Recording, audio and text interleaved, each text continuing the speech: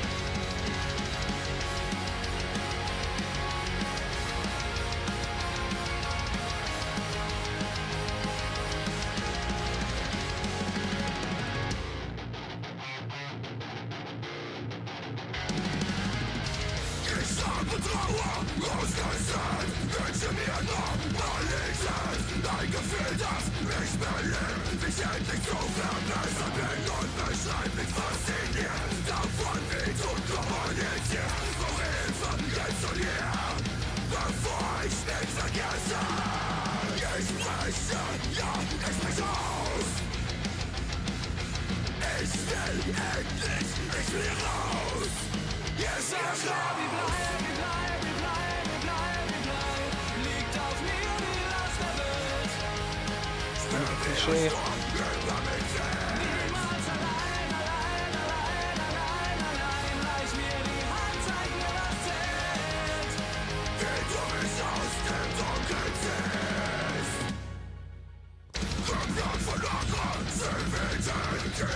Yeah.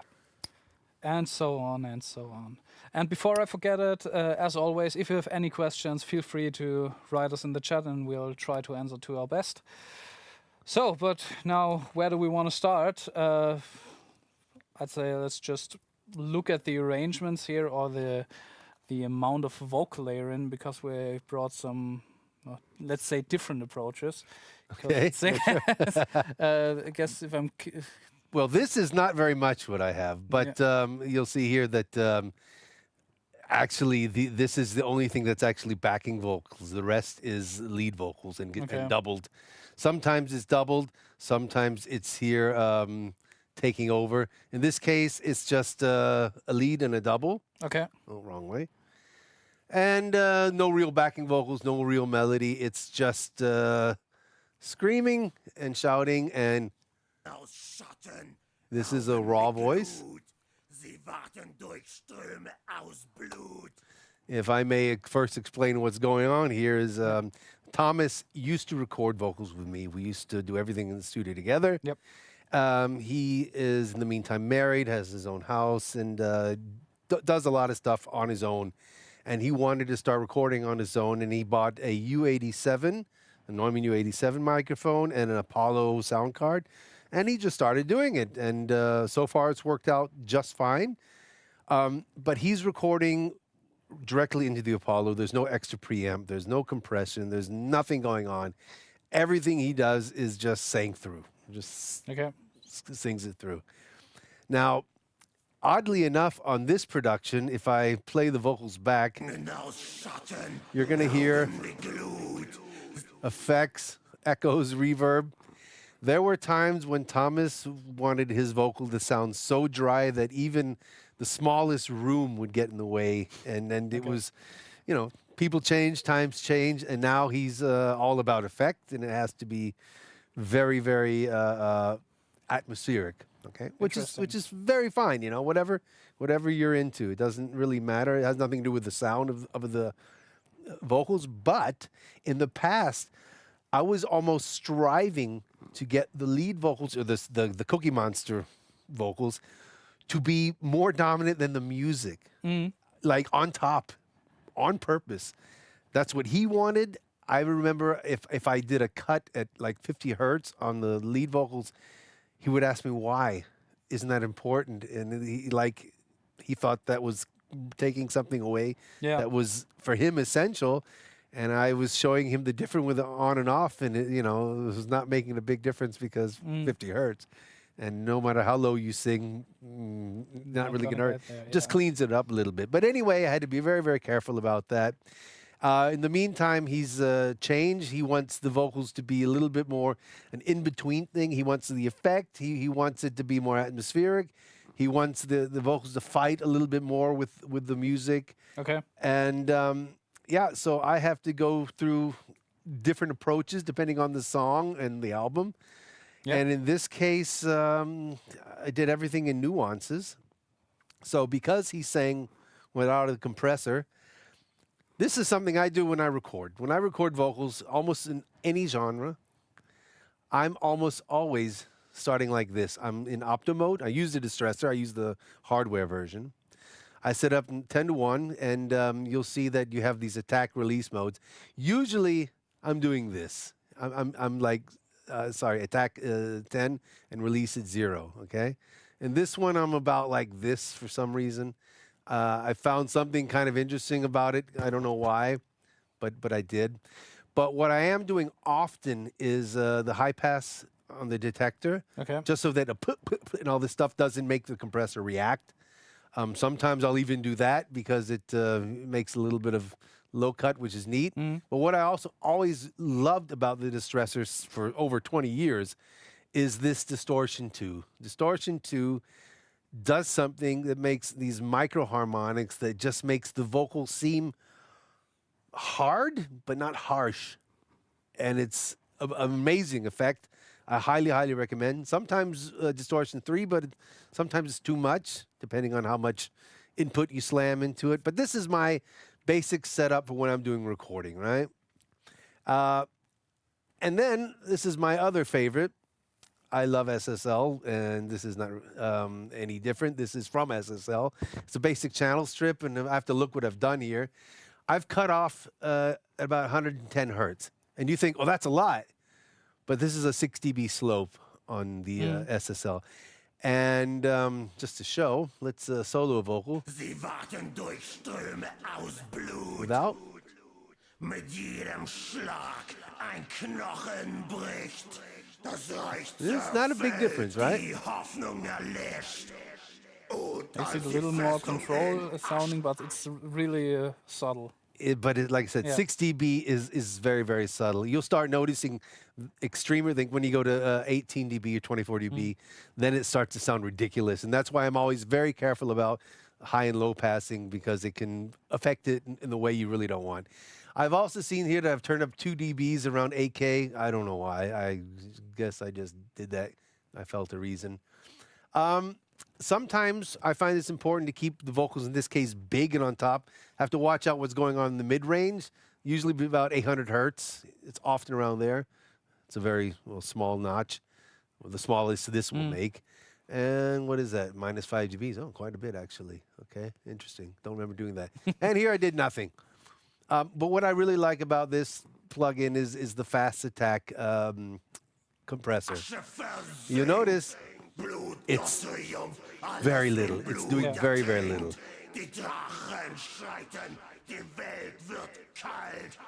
And besides being a little bit louder, I just like the excitement it makes. It does some. If I start compressing more, it starts to get soft and it pushes back, and I don't like that. But this very, very little bit, I find it to be very, very special what this plugin does. Okay, you're also doing a little expander thing. Yeah, the expander, right? I love SSL expanders, always have. It's just, if you look what it's doing, it's closing at like 13 dB. And so even a breath is going to open this up. But it keeps it realistic and clean, you know?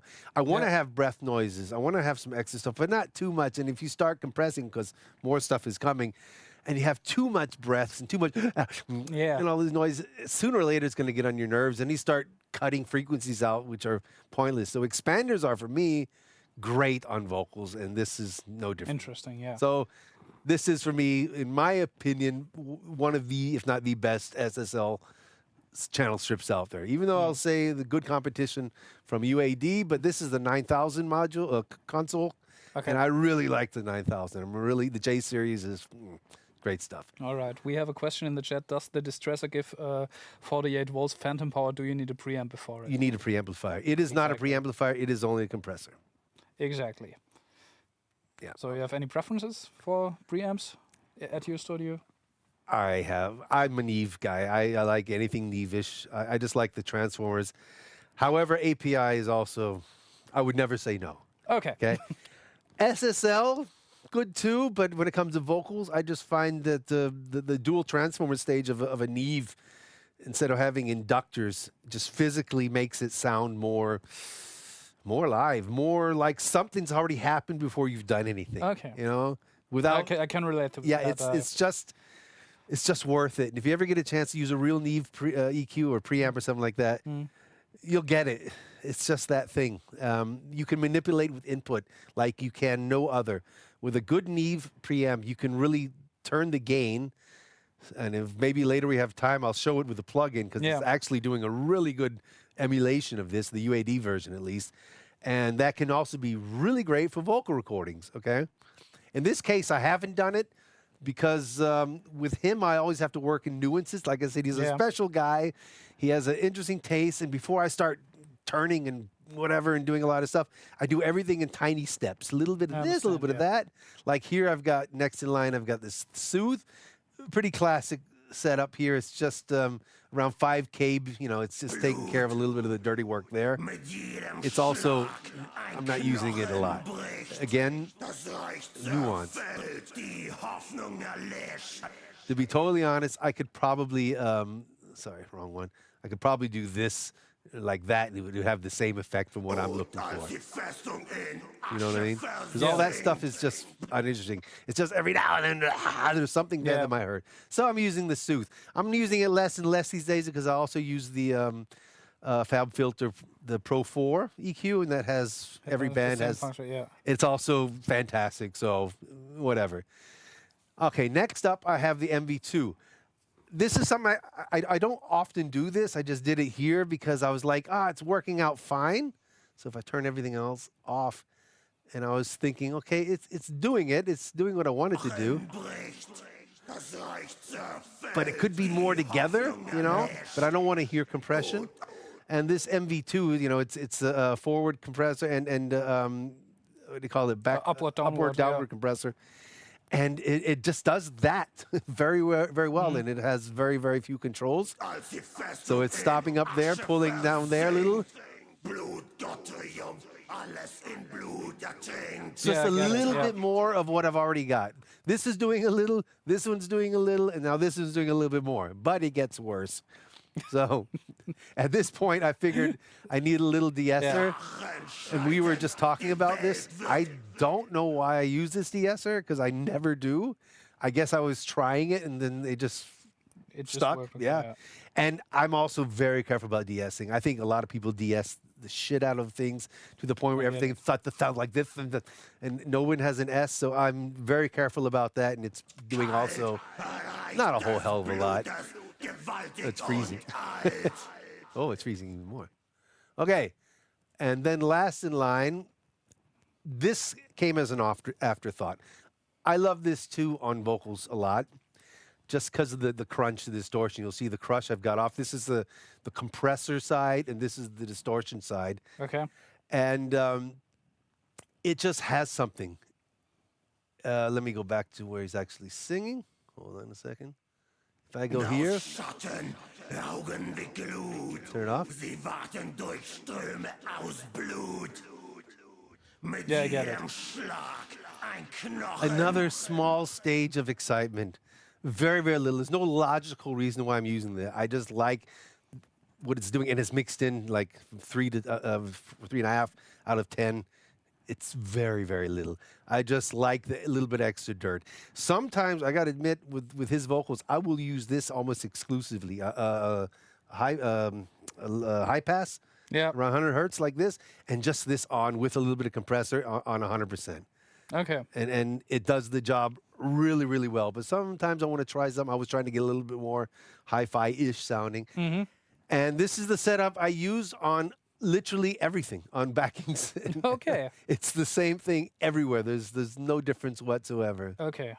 And effect-wise also. So it's basically you have the backing vocals. They are also EQ'd, and it's only like 4 sections where they actually going in. It's just the backing is just another double. Okay. It's just getting wider. You'll hear here that this line comes up. If I can show like this, well, watch where this line comes up.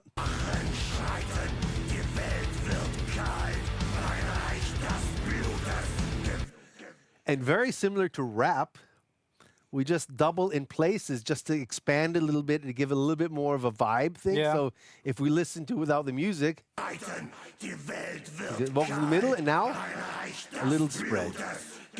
This is what we call ear candy. Yeah. It's not for a big effect, it's for a small effect. And when you got your headphones on, you go, oh, what just happened there?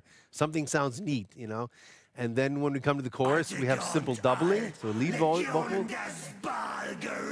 But in this case, the second double is, one is like this. It's not really a double. It's just the same words. Yeah, but it makes it sound a little bit more like goblins. Yeah. So exactly. And that's, I guess, the effect. exact thing you would go for with the concept of the band and the sound. Well, Debauchery is kind of known for the really deep stuff. And in this case, he was going for a little middle thing of black metal meets that. Yeah. And doing more of a talking type of screaming and mixing it in to this. And it's a neat effect because as soon as you get to the chorus, it gets an automatic lift without doing anything. So we go from here.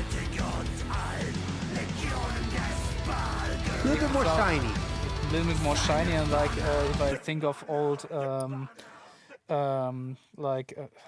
I don't know the English word for it. If you just listen to stories on cassettes, like an audio play, This is like the evil dragons always sounded like, and that's just a neat effect here. It's just ear candy. Once again, it's just ear candy. You listen and go, what's happening there? You don't really know.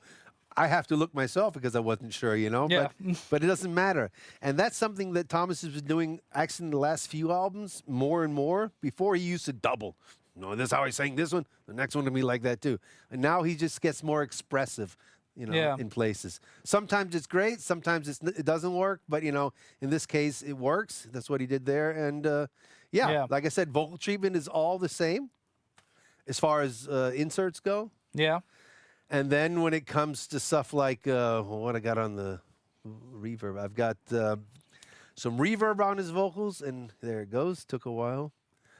No big deal. I think I'm using what am I using? A random hall. Okay, I probably took some preset and I modified it. Yeah, that's what I did. Not a long haul. Actually, nothing exciting about this at all. The filter, also no big deal. Little lows, little highs cut, and that's it. It couldn't be more simple. It's really a very... I guess we already talked about that, the topic of reverb specifically. Yeah. Another occasion. So, what's your approach regarding reverb? Is it more like, okay, you have different reverbs for lead and backings, or is it just like slap one on? I don't care about pre-delay and... No, I do. Pre-delay is so important. The thing is, put it this way, if you pre-delay at 0, I absolutely hate because it just sounds wrong, because reverb doesn't work like that. Even if you're in a bathroom, you're going to have a millisecond of delay. It's just real. But when it comes to like slower songs, I will have pre-delay at 200 milliseconds, 250 sometimes, just to make the feeling of distance. Because when I choose a reverb, I'm actually thinking about location. I'm like, where is this guy? Is he on the stage? Is he in a church? Is he in the bathroom? And I want to sort of bring that over. Sometimes I want a more aggressive bathroom sound. Sometimes I want a softer kind of big open warehouse. Okay. And I try to picture that first, and then I set up my reverb, and then probably change it right away because I don't like it. And then I'll play with presets and don't like those either. And then I'd find out just turning down the reverb makes it sound better. But I'm not a reverb fanatic. Okay. I don't think that's important. For me, it's more of like echoes. Echoes are important. I like echoes. And actually in this one, I think I've done it. I'm big into ducking my echoes. And I'll do this on reverb too, the same thing. So in other words, we have to look at this. I'm going to do one. Is it even sending? No, I got this one. This is on the chorus. I've got a different echo on the chorus. But the point being, the echo itself is pretty uninteresting, actually. But here, I have this compressor after the echoes, right? So it's being triggered by the vocals. Yeah. Not a high ratio, but a very fast attack. The release is the difficult thing. Very slow release. So what's happening is when he's singing, it's pulling the return of the echo back. And when he stops singing, the echo comes out more. So it just makes a little bit of clarity. Okay. But it's a great trick for all kinds of, any kind of room or extension effects, like echoes or rooms. And I will do similar to a vocal reverb. I want to, if I make it wet, that I can still hear what he's saying. Yep. And then when he stops singing, the reverb comes back at you, and it's a neat effect. It sounds more aggressive, actually. And in this case, I'm only doing it on the echoes. You hear every word. It's all clear. But when he stops singing, then you can hear the echoes without him getting on your nerves, right? A real basic setup, but it works great in rock or actually any kind of modern music. But something I do almost standard these days. Right? Like I said, I've got a quarter echo. It's no big deal. It's the same echo. But I have a quarter in the verses and a half in the choruses. No big deal. That's it. All right. And I think it's pretty much my whole vocal setup. Okay. What you got? I guess it's also not that interesting, so to speak. I also I just have a lot more vocal layers. I guess that's You sure do. but basically the concepts are pretty much the same. Yeah. We have doubles. We have just screams or shouts that are a little lower or a little higher, which just they so they play together a little more and makes it sound a little bigger in some instances. And then just some decisions were made where to do only one double and place it in the center, and then doing basically the same overdub. Like in this case, you have these specific words, and you can already see that that's basically what's happening here too. But for example, if we go to the just move something. If we go to the chorus,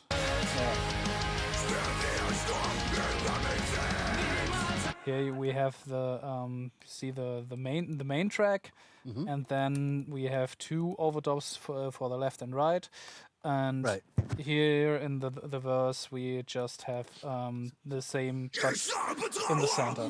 Okay, so in some places you're just doing a double like I am on top of each other, and the chorus is making it wide. Exactly. Yeah, that makes sense. I got you. Okay. That's basically it, and then we have some, like I said, some lower and higher grunt sounds that just add to the main sound. Okay. It's basically the same or a similar technique, so he's not going completely pig squeal or something. It's basically the same, just a little other forming of forming his mouth a little differently, so it sounds a little lower. Okay. Did you record with compressors No. and stuff? Also, just direct in the interface. Just directly in actually a pretty shitty room, so we had to get really creative because you did it in a couple more stages, but this is a vocal style that also in context usually requires a little bit more compression that compared to what you would be Absolutely. used to other genres. So Absolutely. you have to get aggressive, and if you record in a non-optimal space and you have a lot of room reflections, and then you put your compressor on it, it's gonna be really messy. Yes, and it can be. Yeah. So we had to get a little creative. Usually dynamic mics work well. I guess this one was the SE Electronics Dynacaster, which is basically their Hand take mic. on the SM7. Right.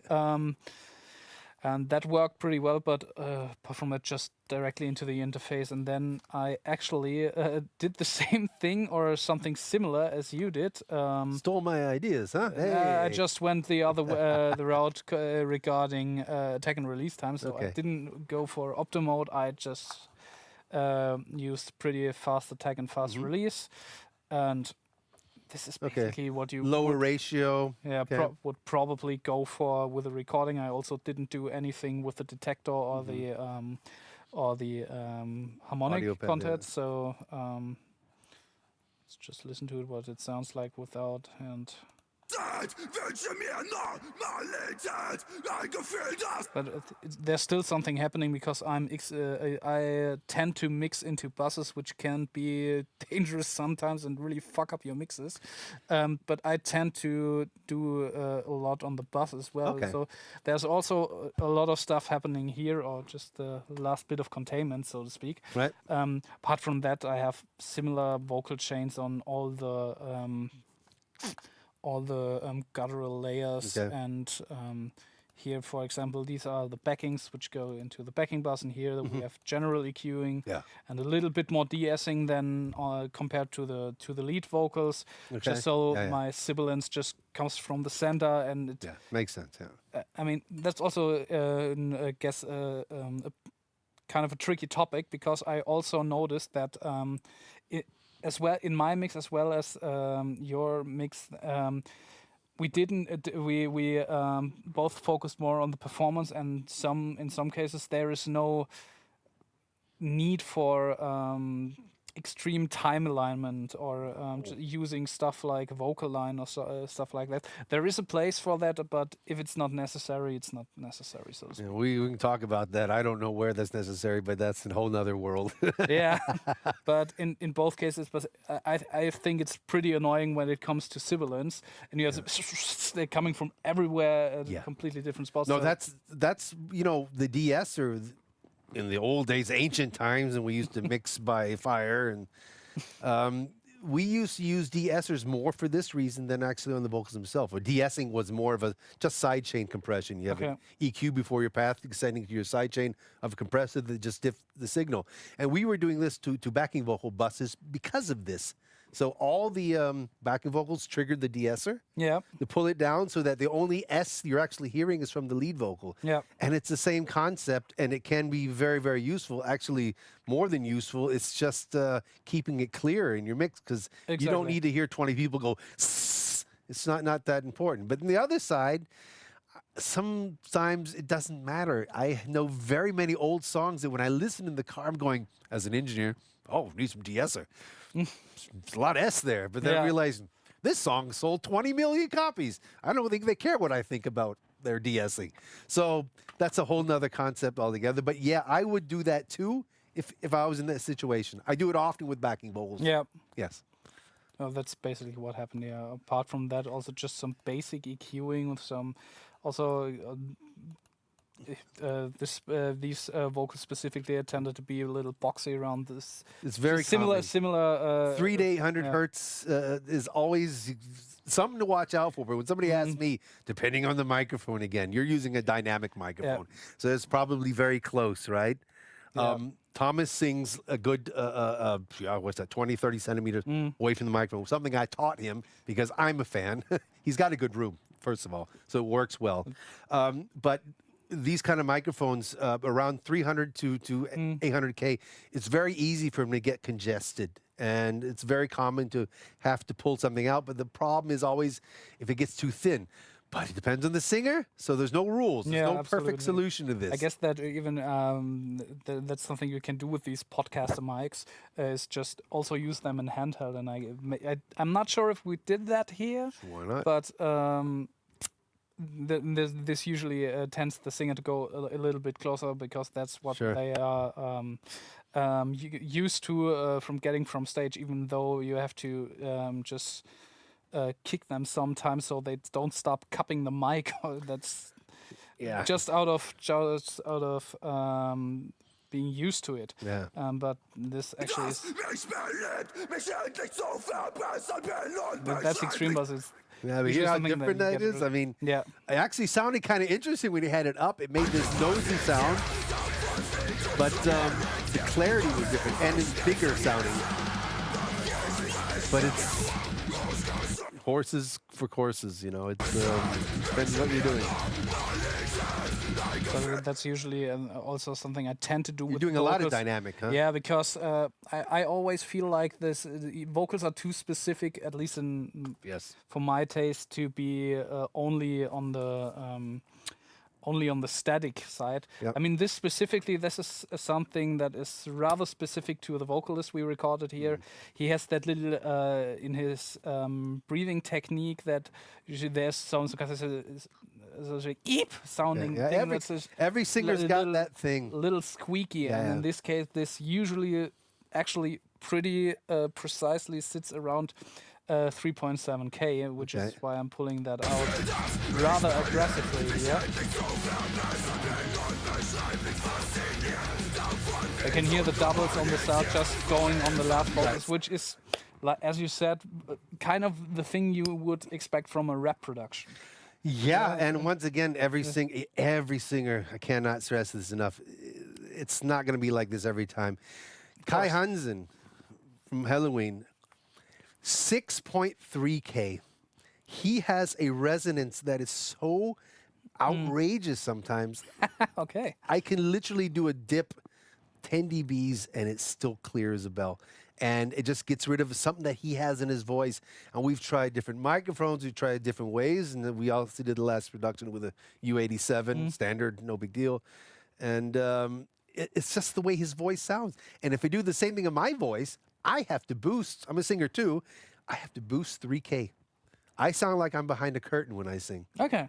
So there's no actual golden rules about this. But if I put 3K on your vocal right there, it'll rip my ears off, you know? Absolutely. This So would sound really, really you got to bad. be aware of what you want before you just start turning because this video says you should do this and that and that. Yeah. You have to really listen and say, my vocals are missing that. I want this. They have too much of that. I don't need that, you know? And I like to work in my way with baby steps, you know, Yeah. trying different things and turning on and off to see how it influences and if it's a positive or negative reaction to whatever I've got.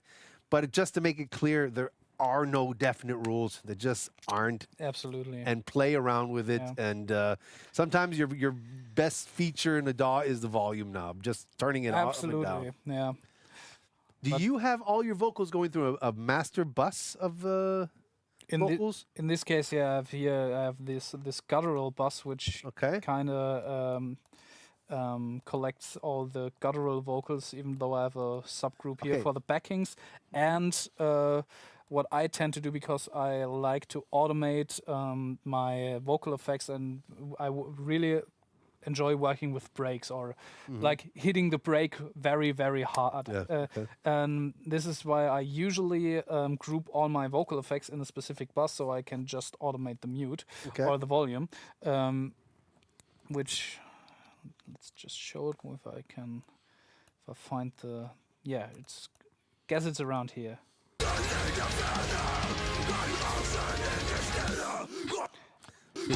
Pull it down. Just to pull it down, so at this point it's kind of in also a little bit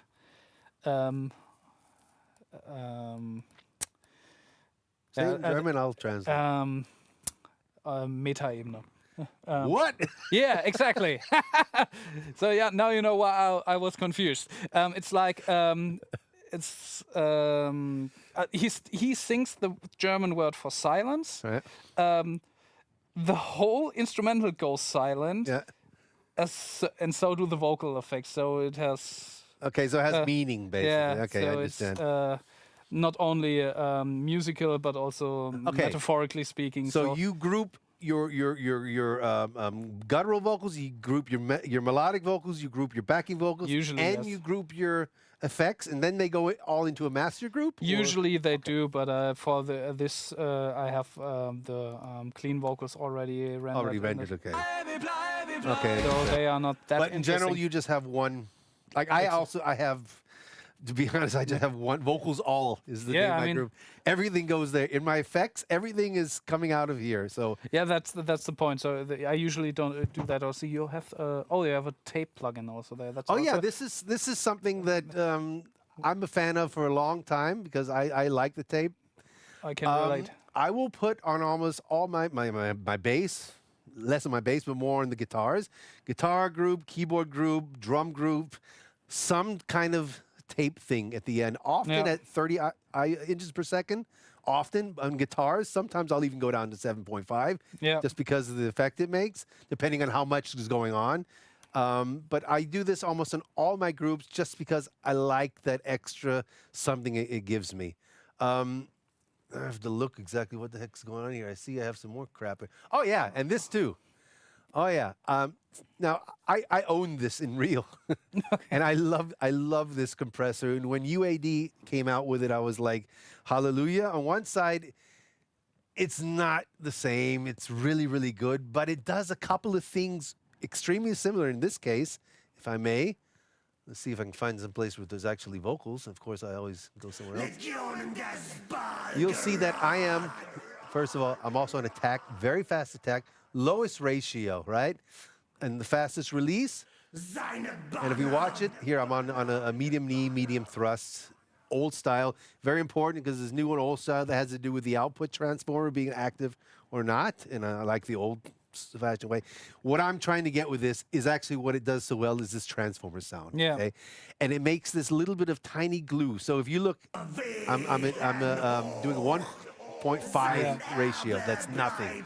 So if it says here it's like doing 2 dBs of reduction, it's doing a half. Okay, it's really doing nothing. But the sound it makes, the effect here. seine Banner wehen hoch. Once again, it just makes a nice little color and it pulls everything together. So whenever I have something like where it's really active in this song, I don't, but let's say there's big backings and everything coming, it sort of glues everything together and it makes it more controlled and it makes it sound more real for me, coming from old school. This is kind of what I would but do. get the point. Yeah, on the real version, there's this output transformer, and this has kind of, they've copied it somehow, but in the real version, if I turn this up, I can drive that transformer in ways that are just phenomenal, and it sounds so, so good. Hats off to AD to making it sound quite similar, but it's not quite there as far as that goes. But this glue effect, I love. Yeah. And I'm using this setting here on the end of all my groups. Each group Interesting. have that on there. And it's always doing the same thing, 1, 2 dBs. And you think, okay, it's not a big difference, but if I turn them off, the way it's Just- congealed, yeah, it's like, okay. And that's why I'm such a fan of doing little bits, here a plugin, doing only that, little bit. In stages, I find things to work much Yeah. better. But having said that, I don't do a whole hell of a lot. I'm just doing a tape and then this compression at the end of my buses. And on the screaming vocals or this guttural thing, I'm always looking for what can get it bigger without it being painful, because having and then painful sounds can get on your nerves. If you like to listen to loud rock and roll and heavy metal and notice that after 5 really minutes, I need a spiky, break, then you're doing something wrong. It's got to be fun. You got to want to turn it up. Absolutely. It's got to be entertaining all the time. Just check something if I have it here. Yeah, because I think it's really, really funny. Cannibal Corpse, cool. It's just the curve I find interesting, Right. because there's literally no mids in this. And this is like the that's from their 1991 album. You have to Google that one, Okay. because we're in Germany. Okay. But that's another story. Gotcha. Like it's around here. This is, I mean, it's basically also the guitars we're used to in death metal, old school death metal. But this is like also an area where you use the soothe thing to get them. This is something that gets really even apart from the guitars being there, at least and more. Most productions I got a little trendy to get rid of everything around 4K in metal guitars. Yeah. This is like that harshness. I mean, we at least to a certain point we associate heavy music with harshness, but you still have to find your middle ground for it. Yeah, you need to keep it comfortable. It can't hurt. And absolutely, and stuff like that, like the tape recorder thing, and using little compression for the transformer sound. Why not? I used a little different approach because I didn't do much in stages. I only have this that one distressor in the main group, and it's actually doing a lot. Yeah, you're doing 8 to 10 dB, aren't you? Well, okay. I decided to squash it. Yeah, And absolutely then okay. I decided to do a little more because I thought, like I said, I think that vocals usually are very specific, and the frequency to get them contained is usually very in specific areas that get annoying because they are so individual. So in many cases, multiband compression works for me quite well. Okay. In this case, I decided to go a little bit more heavier on the on that boxy mids. So you're expanding the low frequencies? A little bit, but just raising them a little bit statically, but then but just also- pulling them down, just because I thought there was a little bit of oomph missing below. So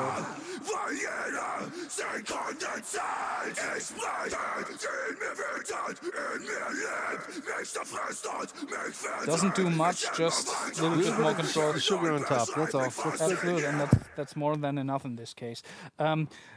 As I said, doing this in these groups is usually a little bit dangerous because if you're mixing into a compressor and you readjust your levels, and you might not hear that kind of a difference in level, but your vocal sounds even more or less squashed. That's because you're mixing into this. I understand. I used to do a lot, not that exact way, but more that kind of way in the groups. Yeah. I have stopped for a couple of years simply because computers are stronger and I can use more plugins. So I will go in excess sometimes of ridiculous amounts of plugins just to do little tiny things. Yeah. But believe me, a lot of the pros, they don't have a setting and they just try stuff like that and a little bit of this, a little bit of that, and whatever works for them. You know, I guess my vocal chain might look completely different, at least a little different in other sessions, because there are plugins or tools we are used to. I guess we both used the distressor in this case, but something. Let's enter into the commercial but into the commercial part, because. You did it with the tape. I also used a little bit of saturation here, but also in parallel. But I decided to drive it a little harder. And this is from the recently released HOFA-College saturator. Right. Also, it's also on the bass, just to give a little bit more grit to the vocals. And if you listen to it, it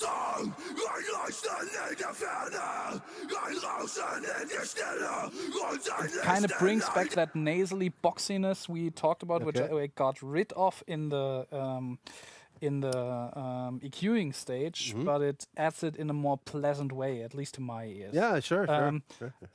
Also here, you can de-link the input and output for the EQ bands on this thing, and I decided to drive it a little harder around in the fundamental range, but also pull it back a little in the output so it doesn't get too messy. Okay. But even though it sounds, you can hear this. It's still there because I didn't want to get rid of it completely. But also, it's basically doing this a similar thing that the tape you displayed from UAD, making it more gelled. And also adding just a little bit of grit, which might sound a little bit too much if you're hearing it in solo, but Nobody listens in solo. Exactly. Same thing happens here, just catching some peaks with a limiter. That's basically it. I'm a big fan of using limiters on vocals. Yeah, absolutely. I'm a big fan of using limiters, period. In this case, I'm not needing it, but I'll be really honest. In most cases, I'm using limiters more than compressors. Okay. Because I find the way that the vocals sound to be just fine. It's just they're jumping out in spots. So you can either automate the hell out of it. Nobody wants to do that. Or if you've got a kind of compression set up that makes certain vowels explode, limiting 2-3 dB, wonderful. And I'll use the cheapest one. It doesn't matter. For that, I'm a big fan, to be honest, of the Waves L1, the oldest thing they ever made, I think. I love the way it works on vocals. It just sounds pleasant to my ears, and it does something that I can't get with clean limiters. Right. Okay. But even back in the days before DAWs, I was a fan of high ratio, fast compression. So I wasn't trying to compress. I'm just stopping peaks. Okay. I just find that the stabilized thing. When you look at equipment like a tape, what's happening there? It's not compressing. It's more limiting. It's more of a dynamic response to input and output. Okay. And now we don't have these dynamic responses because we're not using gear. You know, so now we're simulating this with different ways, and there's 100 ways to skin a cat. That way, this way. Exactly. But I am a huge fan, and I'll say it like a really huge fan. Anybody wants to try it themselves? Put a compressor on a vocal, balance a little bit to the point you go, yeah, it's okay, and then limit the hell out of it, and see if that doesn't do exactly what you want to do, because often it does more than enough. Yes. Pretty good job, yeah. What limiter is that anyway? This is the Loud Max. That's also a pretty old limiter. Look at the zoom. It looks horrible, but it's doing what it's supposed to. And because I'm lazy when it comes to this, it has a link button, and I don't want. I just can do this without turning it up, and that's just I guess many limiter have this. You can also do this with the Waves is the same. Yeah. waves. It's basically similar to the waves thing. The new L4 has this. What is I it? think all the wave stuff can do this in the meantime. Yeah. Where's the L1? Here it is. Because the L4 also does it with the gain match, or you just do this one. They usually have one of those buttons. Yeah, the link button, So exactly. you can do this, but you can also do this in waves. Yeah. You can select everything and it sort of goes together. Yeah. But yeah, I know exactly what you mean. And I'll do this too on vocals. I will, let's say I have a vocal, and I just want to stop the peaks. And if you pull the link down, I can keep the level of my vocals. They never change. Only the effect is changing. Exactly. You can do the same thing in the HOFA IQ limiter by hitting Alt on Windows. And Okay. is it Command on Mac? I'm not sure, but there is a way. Okay. I'm just not that used to the Mac platform, so I get the controls confused sometimes. But yeah, that's also basically what's happening on the vocals. You can see I have some de-essing. We discussed that. I'm just using the IQ de-esser here. Also, again, just a little bit of dynamic EQing on the bus, but nothing too special. Okay. So when it comes to effects, as you can see, I also have some, and in this case, I usually go with one delay and 2 reverbs and call it a day. Okay. But also, this is something I guess you turned me on to. This is that little widening thing. Yeah. Small room, wide. Yeah. Just some vocal widening with a micro shift, or you can also. Okay, you're using the mic. Yeah, that's what I'm doing too. Some Yeah. spatial stuff.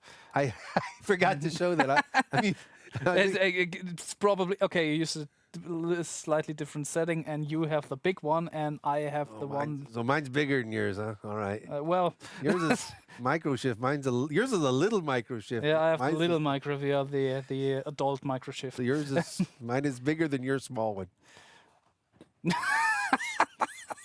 Yes. So. Anywho, so yeah, these are both, by the way. Yeah. In this preset, it's very similar to the famous Eventide A3000. Okay. Absolutely. This one has the feature you can focus on a certain frequency range.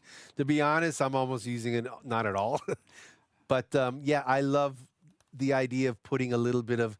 Yeah. Especially has to do with headphones. When you put headphones in, the vocals are just right in the middle, and it just sounds so dead and lifeless. Yeah. And as soon as you can do this with spreaders, chorus spreaders, standing chorus as we call them, harmonizers, micro pitching.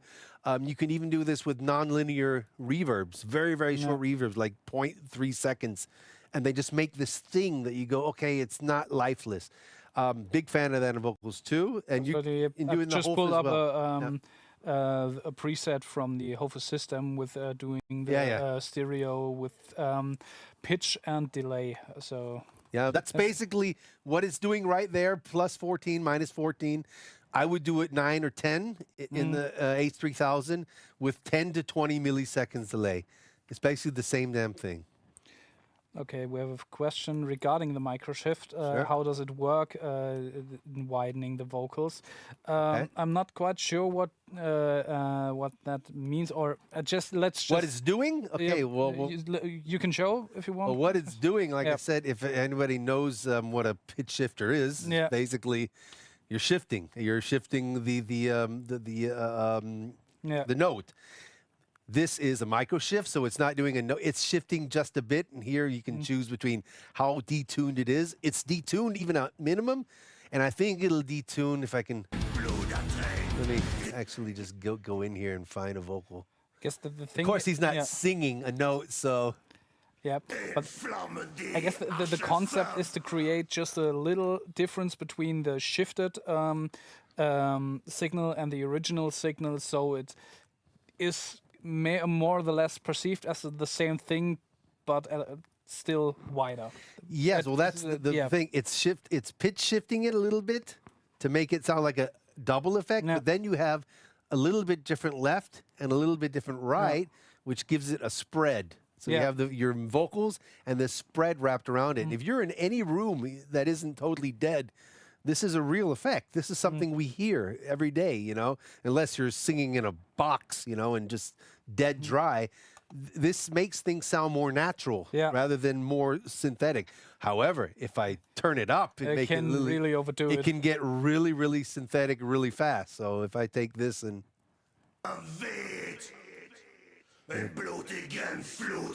Now you can really hear what it's doing. Yeah. So without too much. Yeah. Sometimes too much. Sometimes it might be just right. But where this started from was a famous preset in the Eventide 3000. It was called Microshift. And it was just renowned. I think it's preset 300. Okay. Classic. I mean, I could actually look because I have it. I have two. Well, if it doesn't want to start, it doesn't want to start. Come on, crash on air. Is that the new one or the old one? Legacy. So, where is it? I don't even know anymore. Unfortunately, this doesn't have a search. It was a micro pitch slap. But alphabetically. I like alphabetically. Dual shift was also very popular, but micro pitch. 231. Yeah, that was it. That was it. So. Yeah, okay. You see here, pitch 9%, minus plus minus, so left and right. Left delay is on 0, right delay on 25%, but don't forget this thing has delay anyway. So even on 0, there is a small amount of delay. I've got this on my mono channel, so it wouldn't sound good anyway. But the concept is you're taking your signal, you're pitching it a little bit left one way and a little bit right the other way, and then there's a tiny timing difference of delay. And that gives you this spread. That's the concept. In case anybody else wants to know.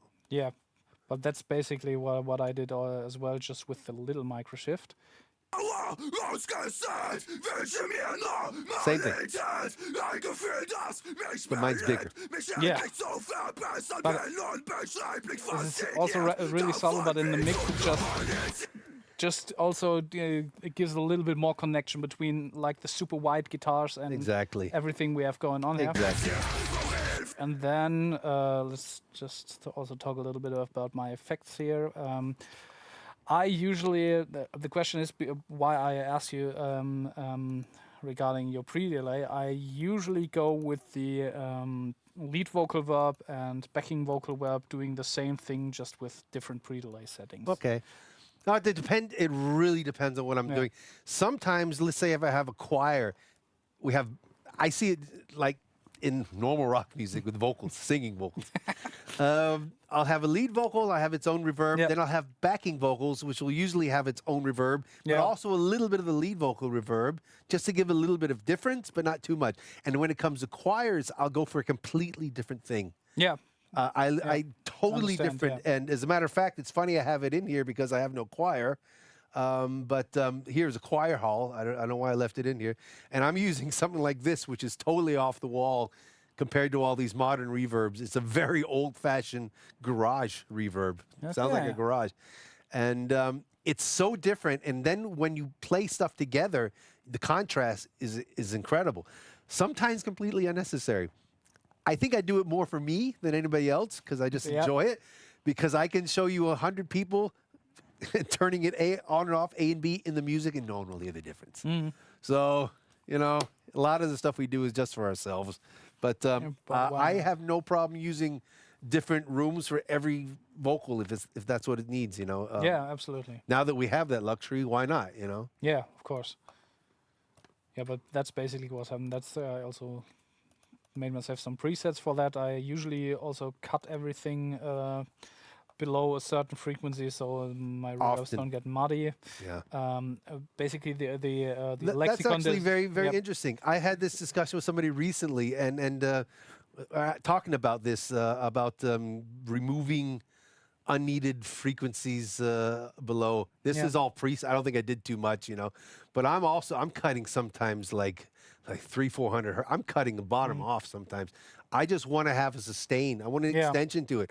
I don't need all this thickness. However, if I'm doing a ballad, I want this feeling, and I know there's going to be quiet parts where I want lower notes to sustain as well, then I won't use it all, or I'll turn it off or make it basically non-existent. But I sometimes make my reverbs very, very small.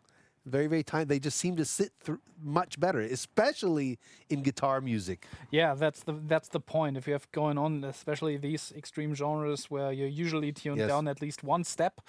I guess this one is my song is played in drop G sharp, so it's just very low, unnecessarily low.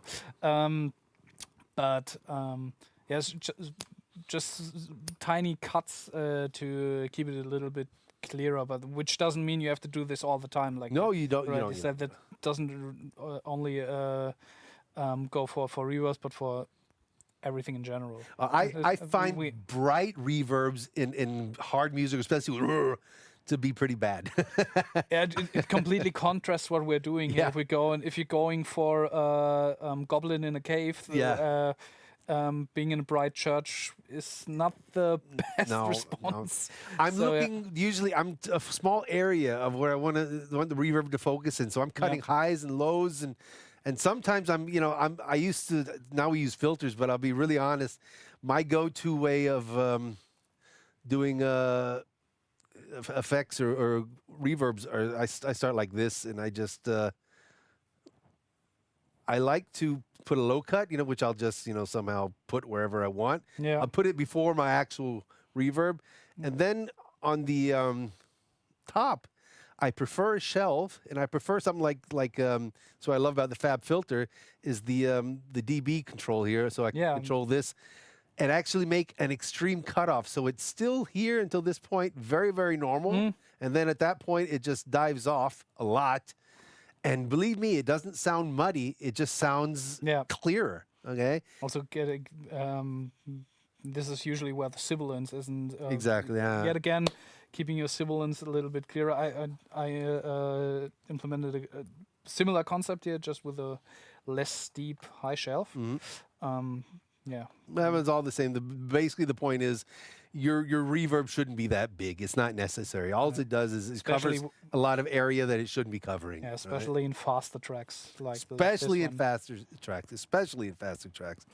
Having said that, sometimes, especially with these kind of vocals, I'll have, for example, you showed some stops. I'll have my basic reverb, but at the stop, I'll use a different reverb, just so that when it stops and it sustains, it sounds a bit more natural in that position. But that's, the sky's the limit. You can do whatever you want. Absolutely.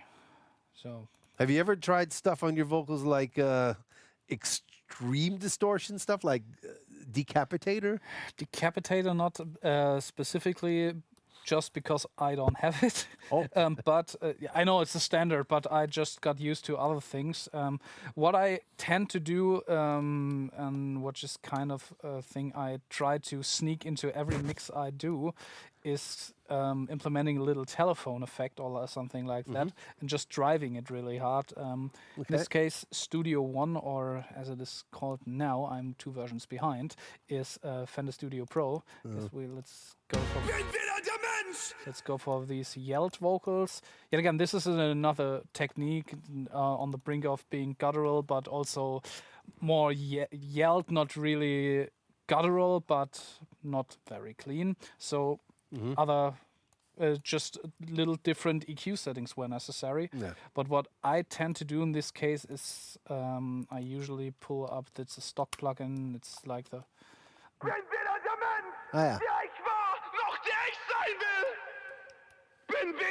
and do something like this, but just because it's kind of adding. Also in this case, I didn't do it in the original production, but it just adds a little excitement. Absolutely. Also going into that part, that's also one of the parts where always automate. Don't let the automation fall short. As I already said, I automated the effects returns here, but I also turned up the backing vocals in this case. Really loud here.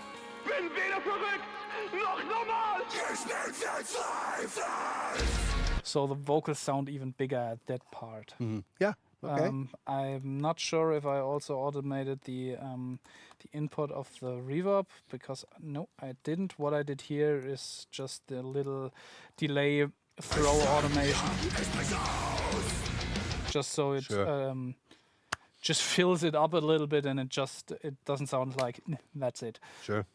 Yeah, but you wanted to say something. No, I was just going to say that what you just showed, that one plugin, it's something that's been around actually for a while. First of all, the decapitator, I think how old is it? It's got to be 15, 16. I've had it forever. Yeah. I really can't remember how long I've had this forever. I think since I've been using DAWs. It's one of the oldest. But in Pro Tools, there's a lo-fi plugin. Yeah. It also does like a bit of bit crushing and stuff like that. I know a lot of producers that just love this thing for making this smaller. It just reduces the bandwidth of the whole sound, and it makes it a little bit honky, but in a different kind of way. Not like cheap. It's very, very pleasant. I've seen a lot of people using that on guitars to get rid of the harshness, similar to what you would do with a tape plugin. Yeah. What I've just distortion. People, it's hard to believe, but distortion can actually saturation more can make harshness go away. It can help. Just so if someone's interested, this is a really interesting plugin. It's actually free. It does funny things to your where did I put it? On the backings. Okay. It can do fun stuff, bit crushing stuff, but also that tape actually sounds, and it does similar things as the Pro Tools one, and actually works quite well on guitars. But that's not why we're here. No. But yeah. When we go to let's just for fun, let's try something. I'm gonna actually just turn these all off like this, and let's see if I can find decapitator. There it is. I don't know why everything's taking so long on my piece of crap laptop, but it is. Anywho, so just to show. In blutigen Fluten die Hoffnung vergeht. Turn it down a little bit. Because some people think this is the easiest way to get really mean-sounding vocals. Well, here's the thing. It isn't. That hurts, actually. So Sounds a bit fizzy, yeah. some people are trying to figure out how to make this work. But here's the thing. See when I'm cutting the low end? I mean, I'm cutting lots. Yeah. But they're still sounding full. Right? But now, so we had.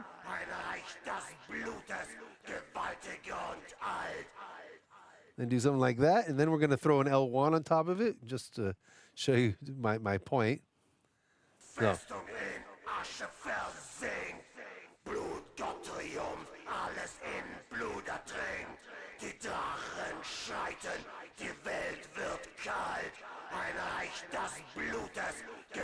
Yeah, exactly. And it works. 2 plugins. Use no EQ, no nothing, and you can get to that point too. So it's got distortion. It's not over the top.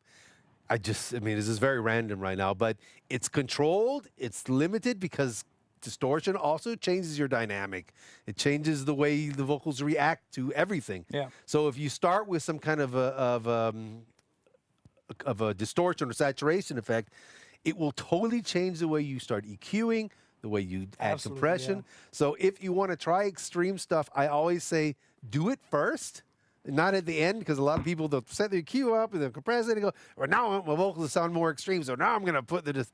It works too sometimes, but if you want to see how far you can go or how to get away with it easier, start with your distortion, do everything later. You might find you don't need a de-esser, you don't need this, you don't have to do any kind of dynamic. There's nothing to control anyway because the harmonic distortion has totally changed the linearity of all your equalization.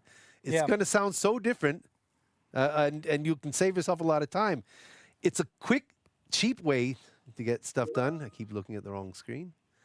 But this is also a very, very popular way of getting guttural stuff to sound mean and powerful quickly. Yeah, just for people who are interested how to get these effects, I guess Dimmu Borgir used to do that a lot. There are a lot of instances where they have also these spoken word parts where they do exactly that, just really much excitement around, I guess, a 1-2K, which you might... It's not. It gets really harsh above that, so that works actually pretty well. Well, you can't forget that even though sometimes mid frequencies can sound honky or over 1K starts sounding harsh, it's also extremely important to the clarity of the sound. So if you start pulling out too much around 2 to 4K, it'll start losing presence. Then you have to make it louder to hear what you're singing. So finding a middle way, like distorting those and adding it to it, which is also possible. You could do the same effect that I just did, and send that to a bus, or make that a bus where you send the vocals to, and add it in parallel to your sound. Can also be very, very attractive. Works very well too. Yeah.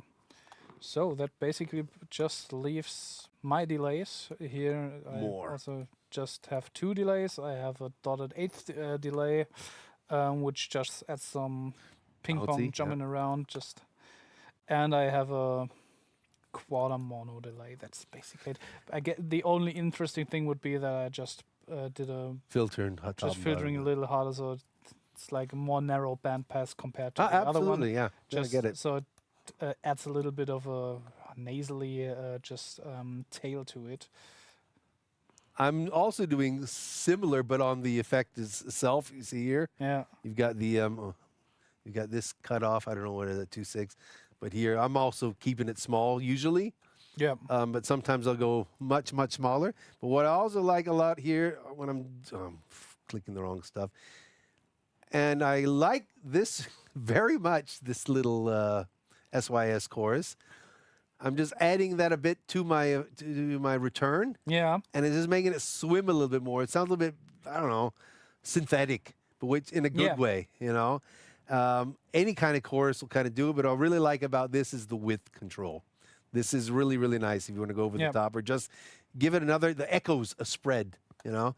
Also a really, really neat little trick, and works great with especially guttural vocals, because when you put the modulation on it, it becomes more noticeable that there's an echo there without it being too loud. I see. You have the simplified version here on the color delay. I should use that more. It also has a ducker. Quack. Yep, see? Don't have to do what I'm doing. That's basically what I'm doing here in one plug.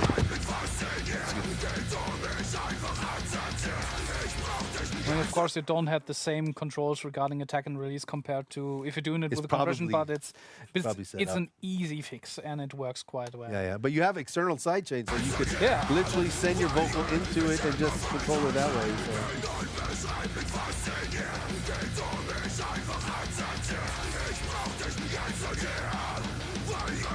Cool. Works well. Got everything you need. Just with some basic effects. I mean, that's... I really don't have to add that much to what I guess we've shown what we wanted to show. So, if there are any questions left, feel free to ask. Otherwise, I mean, we could, of course, you can always experiment with stuff like that, even going...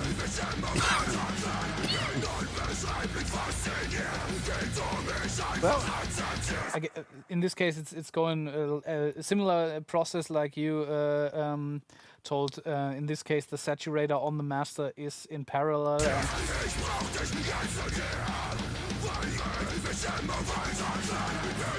And you could, and in this case, I just turned up the knob, and you could even go more extreme. That's the thing with listening in context. Yes.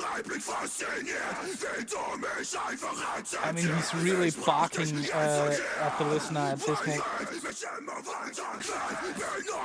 Completely different dynamic behavior and completely different. But in context, it's not that obvious. Yeah, it often isn't. It often is too obvious for my taste, but yeah. Then you don't forget your artists. I mean, like Thomas here. There were times where he was questioning everything I did, and I have to explain why I'm using a compressor. Yeah, that was his thing. He wasn't sure. He wanted to keep his vocals sounding like him as much as it could. He liked the way he sounded and didn't want any help, if you understand. I understand what you mean. So it's like, I get it. If you're a guitar player and you have your sound and you make it like you do, you record it, and then somebody comes and says, you know what I'm going to do to your guitar now? I'm going to Yeah. put more distortion on it. They're going to go, no, you're not, because it's exactly the way I want it. So sometimes it's not a matter of taste. It's a matter of who you're working with. So, no. But the ways to get around stuff, playing with different kinds of distortion. Actually, there's something, if I may show, I don't really use this plugin much, but there's something about it that I find really interesting. And that's from Neutrix, if I can remember. How do you spell Neutrix? Neutron 5, yeah. And I'll just put on the whole thing if my computer can handle it. Well, I want to show something that's really, really interesting because it's a good way of explaining things. God, can it go any slower? Okay. I want to add something. Come on. Jesus Christ. Is this the 5? Yes, it's a 5er. Yeah. Let me look for something here. Yeah, aggressive parallel. Close. Let me turn all this crap off. Compressor. Now it's called the Exciter. I don't know why it's called the Exciter. But so you've got this classic trash mode, and you've got here this like 4-way joystick between, well, Die Asche verweht, let me mix it in all the way. blutigen Fluten, die Hoffnung vergeht. Die Berserker toben, bringen nur Leid. Die Drachen führen Okay. das letzte Geleit. The point is, this thing shows very well how different distortions sound. For example, okay, here's they call it retro, so it's just some old device. I'm assuming that's some kind of transformer distortion. Toben, bringen nur Leid. Die Drachen führen das letzte Right? Geleit. Now tape, Und die Festung depending on how it's set up, you'll notice right away it's more versetzt. fidelic. Like, it's more hi-fi. Yeah. That's kind of what you want, but it's also very gritty. Blut, Gott Triumph, alles Blut ertränkt. Okay? And then you have this warm thing, which I don't know why, it just sounds terrible. I don't know why it Die Drachen sounds a bit dead. I guess it is a bit distorted. wird kalt. There's a lot of high cut. But the contrast between, Gewaltiger Yeah. Gewalt. let me go back. I need to back up. Die Hoffnung So- vergeht. Die Berserker toben, Tube bringen and nur tape. Leid. Yeah. Die Drachen führen das letzte Geleit. The only reason I'm showing this is just because there are so many different types of distortion, and figuring out what you need is you really need to play around with a lot. And this Neutron is showing in 4 ways basically how these different distortions sound. And also, there's of course the old one, the HOFA. It's called the SAT. The system saturator, but the color saturator also have those. You have that color. I guess you have it. Color. Oh, so am I spelling wrong? I Yeah, guess so. We There did it the OU thing. Okay.